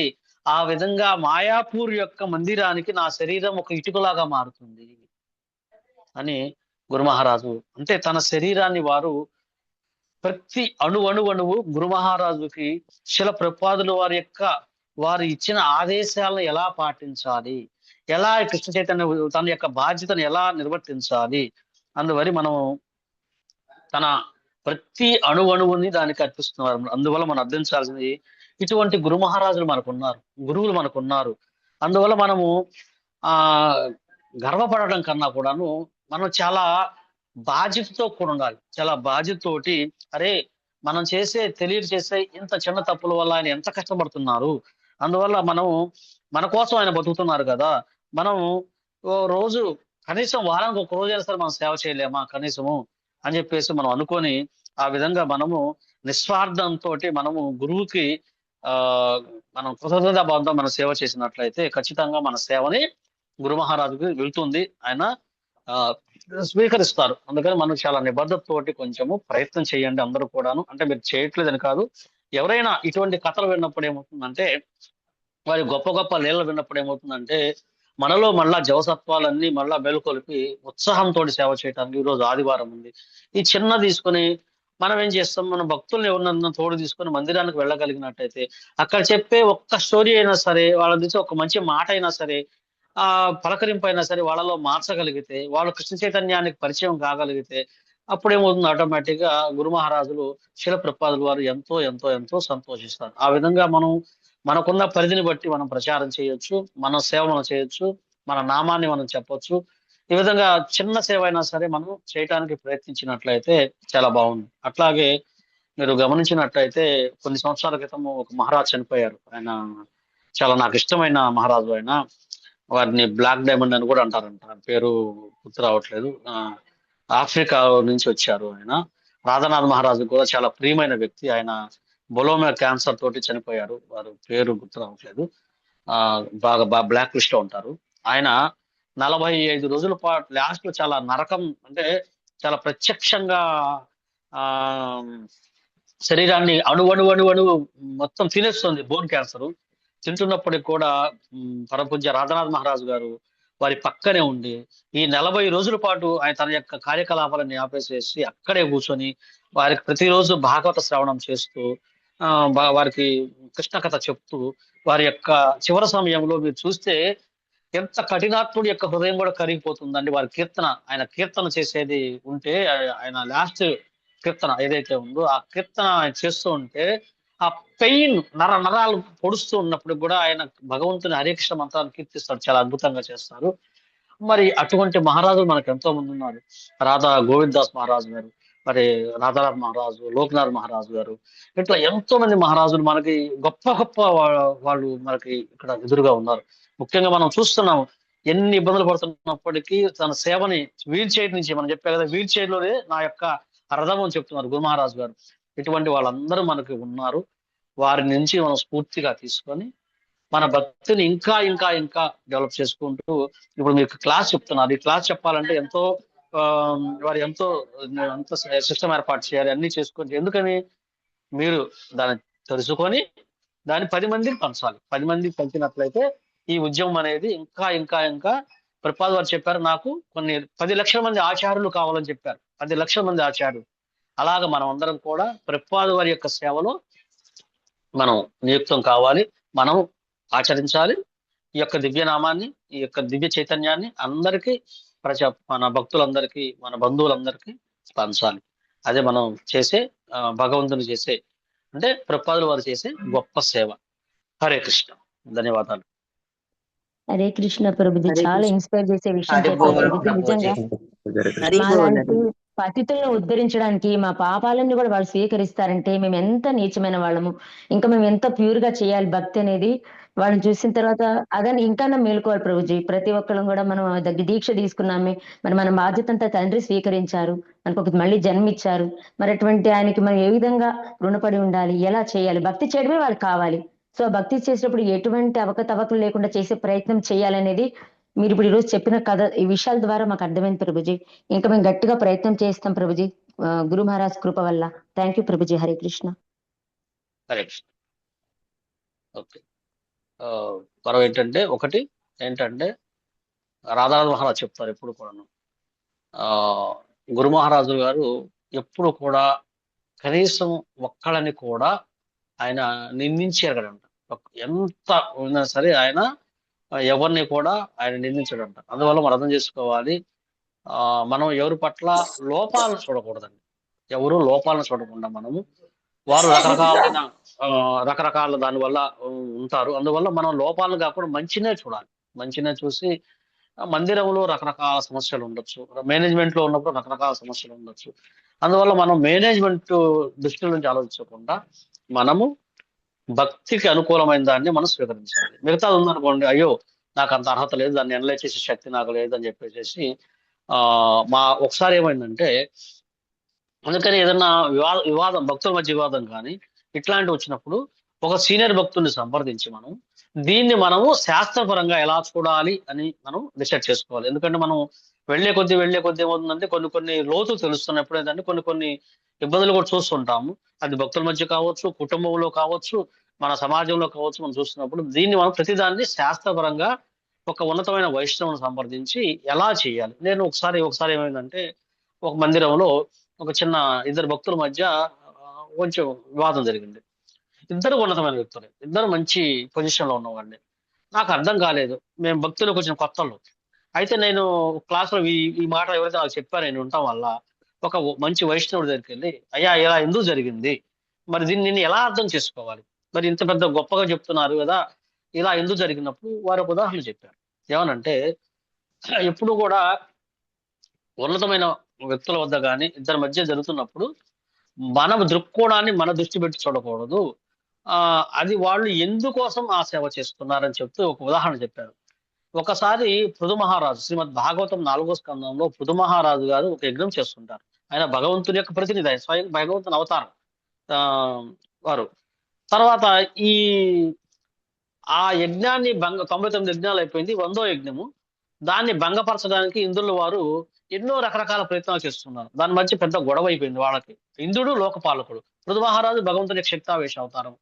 ఈ గొడవ జరుగుతుంది, బాగా పెద్ద డిస్టర్బెన్స్ అవుతుంది అనమాట. అప్పుడు ఏం చేశాడు భగవంతుడు, ఆయన మళ్ళా వచ్చి ఇద్దరి మధ్య సైజ్య చేకూర్చేసి పృథు మహారాజు చెప్పాడు, నువ్వు ఆ యజ్ఞాన్ని ఇంతటితో ఆపేసేసేయి అని చెప్పాడు. చెప్పేసేసి ఆ యొక్క సమస్యకి పరిష్కార మార్గాన్ని ఆయన చెప్పినప్పుడు వాళ్ళిద్దరు కూడా వారి మాటను గౌరవించి ఆ యొక్క దాన్ని అంతటితో ఆపేశారు అనమాట. అప్పుడు ఆయన చెప్పారు, ఈ స్టోరీ చెప్తూ, ఎప్పుడైనా సరే మనము ఒక సమస్యని ఇట్లాంటివి వచ్చినప్పుడు మనము ఒక ఉన్నత వాళ్ళని సంప్రదించాలంటే వాళ్ళ మాట ప్రకారం మనం వెళ్ళినట్టయితే మనం మన కోణం నుంచి ఆలోచించకూడదు, ఒక ఉన్నత దృష్టి కోణం నుంచి ఆలోచించాలి అని చెప్పేసి ఆ రోజు ఎప్పుడైతే ఆయన చెప్పారో, నాకు 10 ఏళ్ల క్రితం చెప్పారు, అప్పటి నుంచి మేము చూస్తున్నాము. ఎప్పుడైనా సరే ఏదైనా జరిగినప్పుడు మేము మనం శాస్త్రపరంగా ఒక భక్తుల్ని సంప్రదించి దీన్ని మనం ఎలా అర్థం చేసుకున్నాం, కానీ మనం ఇప్పుడు పాయింట్ ఆఫ్ మనం కార్నర్ చేయకూడదు. అదే అపరాధం అవుతుంది, వైష్ణవ అపరాధం అవుతుంది. అందుకని మనం ఎప్పుడు డెసిషన్ తీసుకోకుండా కేవలము మన భక్తి మనం చేసుకోవాలి. ఏదన్నా మనకు అర్థం కాకపోతే దీన్ని ఎలా అర్థం చేసుకోవాలని ఒక ఉన్నతమైన వైష్ణవ శిక్షా గురువుని అడిగినట్టయితే వాళ్ళు చెప్తారు. దాని ప్రకారం ఏమవుతుందంటే బయట ఎన్నో గొడవలు ఉన్నాయి, మనం దీన్ని భక్తిలోకి మనం పట్టించుకోకుండా మన భక్తి మనం చేసుకోగలిగితే సంతోషం. అందుకనే మరి చూడండి, ఎన్నో గురు మహారాజు గారు ఎన్నో చూసినప్పటికి కూడాను ప్రభుపాదుల వారు ఎన్ని ఇబ్బందులు పడ్డారు, అయినప్పటికీ కూడా ఈ కృష్ణ చైతన్యాన్ని ముందుకు తీసుకెళ్తూ ఉన్నారు అనమాట. అట్లాగా మనకు ఎదురయ్యే సవాళ్ళని స్వీకరించాలి, సవాళ్ళ నుంచి తప్పించుకోవడం పోవడానికి అవకాశం లేదు. ఎక్కడికైనా పోతాము, సవాళ్ళని స్వీకరించాలి, ఆ సవాళ్ళని అర్థం చేసుకోవాలి. అర్థం చేసుకున్న సవాళ్ళు అంటే ఎన్నో రకాలు ఉంటాయండి, ఒక్కొక్కరికి ఒక రకమైన సవాళ్ళు ఉంటుంది. మన ఇంట్లో, మన గృహంలో, మన ఇంద్రియాలతోటి, మన బంధువులతోటి, ఆర్థికంగా, తర్వాత శారీరక అనారోగ్యాలు కావచ్చు, ఇట్లా ఎన్నో ఎన్నో సమస్యలు ఉంటాయి. కాబట్టి ఈ కృష్ణ చైతన్యాన్ని, దివ్యనామాన్ని మనం స్వీకరించి మన కర్మఫలాలని భగవంతుడు చేయగలిగితే ఈ శ్లోకం ద్వారా కానీ, గురు మహారాజ్ స్టోరీ ద్వారా కానీ, ఇప్పుడు మీరు రకరకాల ఉదాహరణలు చెప్పారు, పఠనం ద్వారా కానీ మనం ముందుకు వెళ్ళడానికి, మనం బంధించుకోకుండా ముందుకు వెళ్ళడానికి అవకాశం లభిస్తుందండి. హరే కృష్ణ. చాలా థ్యాంక్ యూ అండి. ఇప్పటికి గంట సేపు మీరు కృష్ణ కథ చాలా శ్రద్ధగా శ్రవణం చేస్తున్నారు. మీ అందరికి కూడా చాలా ధన్యవాదాలు. మీరు చాలా శ్రద్ధగా ఉదయం పూట ఎన్నో పనులు ఉంటాయి, రకరకాల ఐటమ్స్ చేసి పెట్టమని మాతాజీలకి పిల్లలు అడుగుతుంటాను. అయినప్పుడు కూడా శ్రద్ధగా గంటంబావు నుంచి దాదాపు వేచి ఉన్నా. అంటే కృష్ణ కథ పట్ల మీ అందరికి చాలా ఆసక్తి ఉంది. మీకు ఈ కృష్ణ కథ చెప్పే అవకాశం రావటం, దానివల్ల నేను పవిత్రం అవటం అనేది నాకు ఇచ్చిన అవకాశం, సీనియర్ వాళ్ళు ఇచ్చిన అవకాశం. మీ అందరి సాంగత్యం వల్ల మేము కృష్ణ కథ చెప్పుకోవడానికి అవకాశం లభిస్తుంది. హరే కృష్ణ. హరే కృష్ణ ప్రభుజీ, ధన్యవాదాలు ప్రభుజీ, ధన్యవాదాలు. ఇలాంటి ఆచరణ ద్వారా మేము చాలా మీలాంటి ఆచరణ ద్వారా చాలా విషయాలు తెలుసుకుంటాం ప్రభుజీ. పొద్దున్నే అసలు మాలో ఉన్నటువంటి ఆ చెవుల్లోని తుప్పంతా కూడా తెలుస్తున్నారు ప్రభుజీ. ప్రతిరోజు మార్నింగ్ ఈ క్లాసెస్ వల్ల చాలా పవిత్రీకరించబడుతున్నాము. మీకు మేము ప్రణామాలు చెప్పాలి ప్రభుజీ, ఎంత చెప్పినా కూడా తక్కువే ప్రభుజీ. హరే కృష్ణ. హరే కృష్ణ. హరే కృష్ణ. ఇదంతా గురువు ఆశీర్వాదం అండి, కేవలం వైష్ణవుల ప్రభుజీ. ఈ మాటలు కనుక చెవులో పడకపోతే మేము తప్పుదారి పట్టే అవకాశం ఖచ్చితంగా ఉంది ప్రభుజీ. మీ దయవల్ల, గురు మహారాజ్ దయవల్ల ఈ మాటలు మా చెవులో పడి మాలో మార్పు తీసుకొచ్చుకోవాలని బాగా అనుకుంటున్నాం ప్రభుజీ. మార్నింగ్ క్లాసెస్ మాకు ఒకటి బూస్ట్ లా ప్రభుజీ, బూస్ట్ ఇంకా అంతే. అంతే. ఖచ్చితంగా మనం ఏంటంటే ఫోన్ రీఛార్జ్ చేసుకున్నప్పుడు మనం ఛార్జింగ్ పెట్టి రోజంతా వాడుకుంటాం. అట్లాగే ఈ కృష్ణ కథా శ్రవణం, భగవంతుని గురించి, భక్తుల గురించి మనం విన్నప్పుడు ఏమైందంటే మనం రీఛార్జ్ అవుతాము. ఆ రోజంతా చాలా ఉత్సాహంగా మనం చాలా మన కృష్ణ చైతన్య కార్యక్రమంలో నిలబడటానికి ఇది మనకి అవకాశం లభిస్తుంది. ఎందుకంటే బయట పరిస్థితులు చాలా దయనీయంగా ఉన్నాయి. మరి వాటి నుంచి మనం ఎదుర్కొనాలంటే మనకి ఈ యొక్క కృష్ణ కథా శ్రవణం అనే ఒక గొప్ప ఆయుధం మనకు కావాలి. దానివల్ల మనం ఛేదించగలం, మిగతా వాటి నుంచి ఛేదించగలం. కృష్ణ భగవంతుని యొక్క కథ, భక్తుల యొక్క కథ రెండు ప్యారలల్ గా వెళ్తే బాగుంటుంది. ఓకే మాతాజీ, థ్యాంక్ యూ, చాలా ధన్యవాదాలు మీ అందరికి ఫీడ్బ్యాక్ ఇచ్చినందుకు. ఈ రోజు ఇక్కడతోటి ఈ యొక్క సెషన్ ముగిస్తున్నాను. చెప్పండి ప్రభుజీ. జపా తర్వాత జయప్రకాష్ మహారాజ్ గారు ప్రభుజీ, అలా నెక్స్ట్ అట్లా ఏమైనా అలా కాదండి, అలా కాదు. ఎవరు మాట్లాడుతున్నారు దయచేసి చెప్పండి, వీడియో ఆన్ చేయండి ఒకసారి. ఎవరు? హరే కృష్ణ. దయచేసి మ్యూట్ చేసుకోండి అందరూ, ప్లీజ్ మ్యూట్ చేసుకోండి, ప్లీజ్.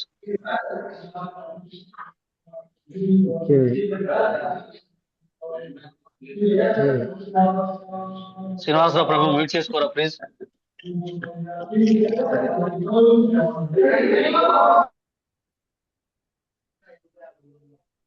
Okay, thank you. చెప్పండి మాతాజీ, ఒకసారి మీ యొక్క ప్రశ్న అడగండి ఒకసారి. ప్రభుజీ తప్పేమో తెలియదు ప్రభుజీ, కానీ తెలుసుకోండి, తప్పలేదు, చెప్పండి. అంటే ఇప్పుడు ప్రభుపాద్ వారు జయప్రకాష్ మహారాజ్ ను అనౌన్స్ చేశారు ప్రభుజీ, అట్లా ఏమన్నా అలా అనౌన్స్ చేస్తారా ప్రభుజీ పరంపరను? లేదండి, అట్లా కాదు. మనకేం చేశారంటే ప్రభుపాదుల వారు ఒక సిస్టాన్ని ఏర్పాటు చేశారు. మనకి జీపీసీ, గవర్నింగ్ బాడీ కమిషన్ అని చెప్పేసి ఒక సిస్టమ్ ఏర్పాటు చేశారు. ఈ గవర్నింగ్ బాడీ కమిషన్ లో ప్రభుపాదుల వారు ఏం చేశారంటే నా తరపున నేను వెళ్ళిన తర్వాత కొంతమంది శిష్యులకి ఒక 11 మంది పేర్లు ఇచ్చేసి వాళ్ళందరూ కూడా నా తర్వాత ఈ ఉద్యమాన్ని ముందుకు తీసుకువెళ్తారని చెప్పేసి కొంతమంది పేర్లు ప్రతిపాదించారంటే కొంతమంది ప్రత్యక్షంగాను, కొంతమంది పరోక్షంగాను 11 మందికి దీక్ష ఇవ్వడానికి అధికారం ఇచ్చారు. వారి తర్వాత వారి శిష్యులు, వారి తర్వాత వారి శిష్యులు. అందువల్ల ఏంటంటే ఒక వ్యక్తిని మనం ఎప్పుడు కూడా ప్రభుపాద వారు ఇంట్రొడ్యూస్ చేయలేదండి. గురు మహారాజు గారే కాదండి, ఇంకా చాలా మంది మహారాజులు అందరూ ఉన్నారు. అందరూ కూడాను ప్రభుపాద వారు ఈ ఉద్యమంలో వాళ్ళందరూ ఈ జీబీసీ అనేది మనకు మెయిన్ ఏంటంటే సిస్టమ్ అనేది జీబీసీ, గవర్నింగ్ బాడీ కమిషన్. ఇది మనకి ప్రభుపాద వారు ఇచ్చింది. దాని ద్వారా వచ్చే వాళ్ళందరూ కూడాను శిల ప్రభుపాదుల వారి యొక్క ప్రతినిధులే. అలా మనం అర్థం చేసుకోవాలన్నమాట. ఇప్పుడున్న ఆచార్యులు అందరూ ఎవరైతే ఉన్నారో, గొప్ప గొప్ప మహారాజులు ఉన్నారో, వాళ్ళందరూ కూడా శిల ప్రభుపాదుల వారి యొక్క శిష్యులే. వారి తర్వాత ఇంకొకళ్ళు, ఇప్పుడు గురు మహారాజు ఉన్నారు అనుకోండి, ఆయన తదనంతరము ఎవరికి దీక్షలు ఇవ్వాలని చెప్పేసి వాళ్ళు డెసిషన్ తీసుకుంటే వారి తర్వాత తీసుకోవచ్చు. అట్లాగా ప్రతి మహారాజు కూడా తదనంతరం వేరే వాళ్ళు దీక్షలు ఇస్తారని అట్లా చెప్తూ ఉంటారు అనమాట. అయితే ఇదంతా కూడా జీబీసీ ద్వారా జరుగుతుంది. ఎవరు వాళ్ళు సొంతగా తీసుకోరు. ఈ జీబీసీ అంటే అర్థం చేసుకోవాలి, జీబీసీ అంటే ప్రభుపాదుల వారి యొక్క సిస్టమ్. అది మాతాజీ అర్థమైందని చెప్పింది. హరే కృష్ణ ప్రభుజీ. తప్పు కాదు, తెలుసుకోకపోతే. అందుకే మనకి ఏం చేస్తారంటే దీక్ష తీసుకునే ముందు ఒక కోర్స్ పెడతారండి, IDC course, ISKCON disable course అని ఒకటి పెడతారనమాట. ఈ ఇస్కాన్ డిజేబుల్ కోర్స్ తీసుకుంటే ఏమవుతుందంటే అసలు ఇస్కాన్ అంటే ఏమిటి, ఇస్కాన్ చట్టం అంటే ఏమిటి, ఇస్కాన్ సిస్టమ్ ఏంటి, గురువు అంటే ఏంటి, గురుతత్వం అంటే ఏంటి, ఈ విషయాలన్నీ కూడా మనకు దాంట్లో కూలంకషంగా చర్చించబడతాయి. దాని ద్వారా ఏమవుతుందంటే మనం ఒక వ్యవస్థలో ప్రవేశించినప్పుడు ఆ వ్యవస్థ యొక్క తెలుసుకోవడానికి అవకాశం, తెలుసుకోకపోతే ఏమవుతుందంటే మనం ఏ గొప్ప వ్యవస్థలో ఉన్నప్పుడు ఆ వ్యవస్థ గురించి కనీసం తెలుసుకోవాల్సిన బాధ్యత మనకు ఉంటుంది. ఇక్కడ ఏంటంటే ప్రభుపాదుల వారు ఆ సిస్టమ్ ఏర్పాటు చేశారు. ఆ సిస్టమ్ నుంచి వచ్చే ప్రతి ఒక్కరిని మనం ప్రభుపాద వారి యొక్క ప్రతినిధిగానే మనం గౌరవించాలి. హరే కృష్ణ ప్రభుజీ. లతా మాతాజీ మీది కర్నూలు కదా మాతాజీ? అవును మాతాజీ. మాది వెంకటరమణ కాలనీ మాతాజీ. అవునా మాతాజీ, మాది కూడా. రండి మాతాజీ ఎప్పుడన్నా, ఇది నియోనికా అపార్ట్మెంట్ దగ్గర. ఎక్కడ? ఓకే మాతాజీ. నియోనికా అపార్ట్మెంట్ దగ్గర. Nice meeting you Mataji. Thank you Mataji. రండి ఎప్పుడైనా. ఇక్కడికి వస్తే ఇక్కడ ఇది స్టార్ ఇన్సూరెన్స్ పక్క ఇల్లు. స్టార్ ఇన్సూరెన్స్ అంటే ఎవరని చెప్తారు. Okay Mataji. Blue colour the star insurance పక్క ఇల్లు. Thank you Prabhuji. దండవత్ ప్రణామం. ఓకే అండి, చాలా ధన్యవాదాలు. ఇక్కడతోటి నేను ఇంకా ఏం డౌట్స్ లేకపోతే మాతాజీ మీకు నేను చెప్పింది ఒకవేళ అర్థం కాకపోతే దయచేసి మీ దర్శనీలో ఉన్న మందిరాలను ఒక సంప్రదించినట్లయితే నేను వాళ్ళు ఇంకా వివరంగా క్లారిటీగా చెప్పగలను. నేను ప్రాథమికంగా చెప్పాను, మనకున్న ఇక్కడ సందర్భాన్ని బట్టి, ఉన్న సమయాన్ని బట్టి సింపుల్ గా చెప్పడానికి ప్రయత్నం చేశాను. ఒకవేళ మీరు ఇంకా సీనియర్ శిష్య గురువులు కూడా ఉంటే అక్కడ సంప్రదించినట్టు దానికి క్లారిటీ కూడా ఇచ్చే అవకాశం ఉంటుంది. హరే కృష్ణ. మనం ఈరోజు హరే కృష్ణ అండి, ఈరోజు ఇక్కడతోటి సెషన్ ముగిస్తున్నాను. ధన్యవాదాలు. వాంఛా కల్పతరుభ్యశ్చ కృపా సింధుభ్యేవచ పతితానాం పావనేభ్యో వైష్ణవేభ్యో నమో నమః. అనంతకోటి వైష్ణవ భక్త వృంద కీ జై. నామాచార్య శిల ప్రభుపాద కీ జై. శిల గురుదేవ్ కీ జై. జై గౌర ప్రేమానందే. హరి హరి హరి బోల్. హరే కృష్ణ ప్రభుజీ. హరే కృష్ణ ప్రభుజీ. హరే కృష్ణ. హరే కృష్ణ ప్రభుజీ. దండవత్ ప్రభుజీ. హరే కృష్ణ. ధన్యవాదాలు.